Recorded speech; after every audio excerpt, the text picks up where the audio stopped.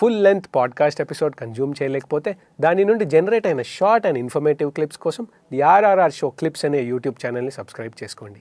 So ఇట్లాంటి ancient excavations గురించి తవ్వకాల్లో కనిపించినప్పుడు మనం చిన్నప్పటి నుంచి చదువుకునేది ఏంటంటే అతి ప్రాచీనమైన నాగరికత హరప్పన్ అండ్ మొహంజదారో సివిలైజేషన్ అని మనం చదువుకున్నాం. మనకు తెలిసినంత హిస్టరీ ప్రకారం అట్లీస్ట్ స్కూల్లో చదివిన దాని ప్రకారం చూస్తే ఏంటండి అంత ప్రాముఖ్యత హరప్పన్ అండ్ మొహంజదారో వాళ్ళ కల్చర్కి సివిలైజేషన్కి ఇప్పటికీ కూడా అంత గొప్పది అని అనే స్టేజ్ వాళ్ళు ఏం చేస్తున్నారు అంటే ఇది హరప్ప అండ్ మొహంజదారో అనేవి అవి సైట్స్ అనమాట. ఇదంతా సింధు నాగరికత అంటాం.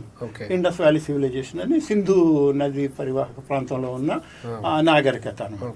ఆ సింధు నాగరికతతోటే కాంటెంపరీగా ఇంకా కూడా వేరే సివిలైజేషన్స్ ఉండినాయి. అంటే Egyptian civilisation, Mesopotamian civilisation, Sumerian civilisation, or Chinese civilisations అని ఇలాగా అంటే కనీసం 5 సివిలైజేషన్స్ వరల్డ్లో ఉన్నాయి. ఈ 5 సివిలైజేషన్స్లోని Indus valley civilisation largest extent ఉండింది ఒకటి. అంటే దగ్గర 13 lakh square kilometers ఏరియా. అంటే ఇక్కడ మన ఉత్తరప్రదేశ్ దగ్గర నుంచి స్టార్ట్ చేసుకుంటే ఇరానియన్ బార్డర్ దాకా ఇండస్ వ్యాలీ సివిలైజేషన్ ఆల్మోస్ట్ అదంతా రీజియన్ అనమాట.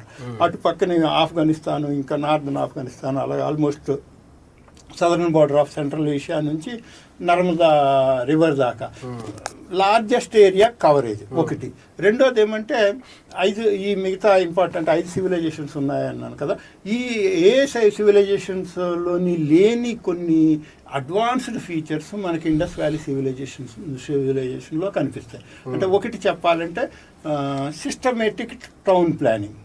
అంటే ఎప్పుడో అంటే మామూలు మెచ్యూర్ హరప్పన్ ఫేజ్ తీసుకుంటే అంటే pre Harappan, mature Harappan, late Harappan అంటాం అనమాట. దాంట్లో మెచ్యూర్ హరప్పన్లో అంటే బాగా డెవలప్డ్ ఫీచర్స్ ఉండే ఫేజ్ని మనం మెచ్యూర్ హరప్పన్ ఫేజ్ అంటాము. అంటే అది సుమారుగా మనము 2500 BC అంటే క్రీస్తు పూర్వము 2500 నుంచి సుమారుగా 1700 BC దాకా మనము మెచ్యూర్ హరప్పన్ అనొచ్చు.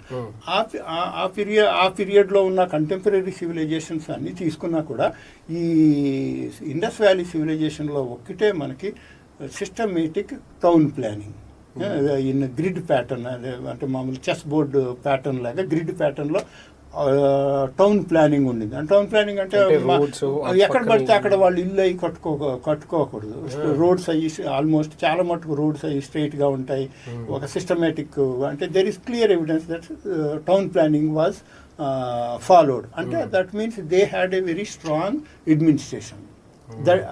అడ్మినిస్ట్రేషన్, మున్సిపాలిటీ ఇవన్నీ ఉన్నాయి. రెండోది ఇంకా ఏ సివిలైజేషన్స్లోని లేనట్టుగా ఈ ఇండస్ వ్యాలీ సివిలైజేషన్లో ఒక్కటే underground covered drainage. Under గ్రౌండ్లో డ్రైనేజ్ ఉండేది, very big network of drainage అనమాట ఉండేది. అది కూడా ఓపెన్ డ్రైన్ కాదు, కవర్డ్ డ్రైన్.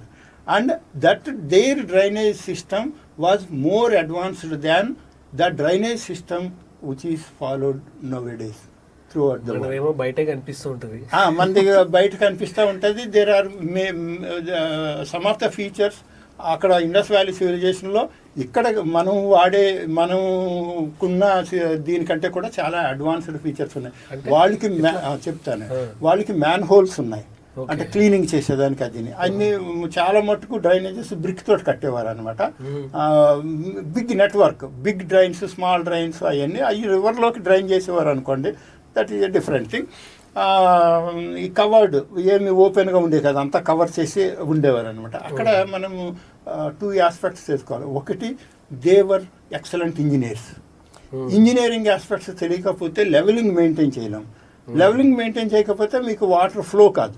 వాటర్ ఫ్లో కావాలంటే ఎలివేషన్ అది ప్రాపర్గా మెయింటైన్ చేయాలి. That means they knew the how to survey and do the this one levelling అంటాం. ఇంజనీరింగ్ ఆస్పెక్ట్లో లెవెలింగ్ అంటారు అనమాట. అంటే ఇప్పుడు ఈ స్ట్రీట్లో మనము డ్రైన్ వేయాలంటే అలా గొయ్యి తవ్వేసి వేసేస్తే కుదరదు. ఇటువైపున ఎత్తుంది, ఎటువైపున పళ్ళం ఉంది, అది లెవెల్ అది కరెక్ట్గా చూసుకుంటేనే ఎటు నుంచి ఎటు వాటర్ అనేది ఇదంతా. So that is one example of excellent engineering skills of the Indus people. రెండోది ఏమంటే వాళ్ళకి ఈ మ్యాన్ హోల్స్ అని ఇటువంటివి అన్నీ కాకుండా సంప్ సిస్టమ్ అనేది కూడా ఉన్నదండి. That which we have not learned from them from history.